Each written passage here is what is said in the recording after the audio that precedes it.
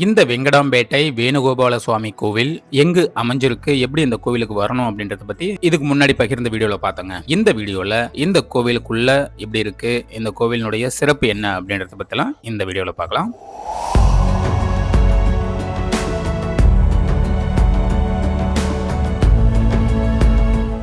இப்போ இந்த கோவிலினுடைய தல வரலாறை பற்றி பார்க்கலாங்க. துவாபர யுகத்தின் முடிவில் சடமர்ஷனர் அப்படின்ற ஒரு மகரிஷி தீர்த்தவனம் அப்படின்ற இடத்துல கடும் தவம் மேற்கொண்டிருக்காருங்க.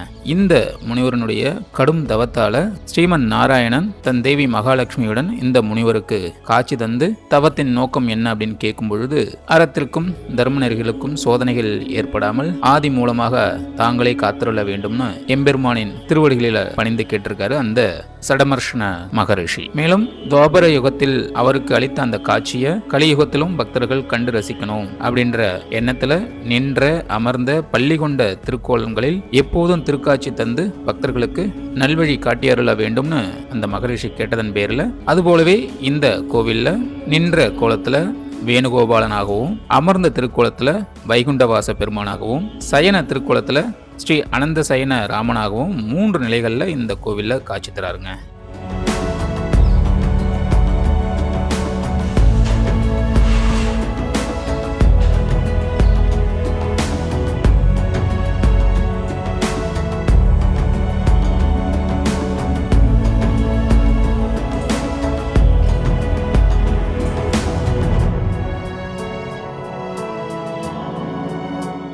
இது போன்ற 3 திருக்கோலங்களையும் ஒரே நேரத்தில் வணங்கும் பொழுது அனைத்து செல்வங்களையும் பெறுவதோட முக்தியும் பெறுவார்கள் அப்படின்றது இங்க வர பக்தர்களுடைய நம்பிக்கையா இருக்கு.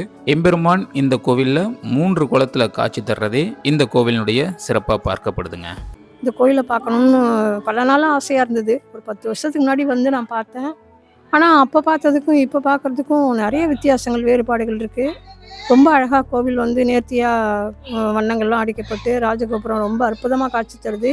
வருட ஆழ்வாரை வணங்கிட்டு உள்ளே வந்தோம்னா வேணுகோபால சுவாமி கோயில் இதுக்கு ரொம்ப அற்புதமாக அலங்கார வேலைப்பாடுகள்லாம் செய்யப்பட்டு ரொம்ப ரொம்ப அழகாக இருந்தது.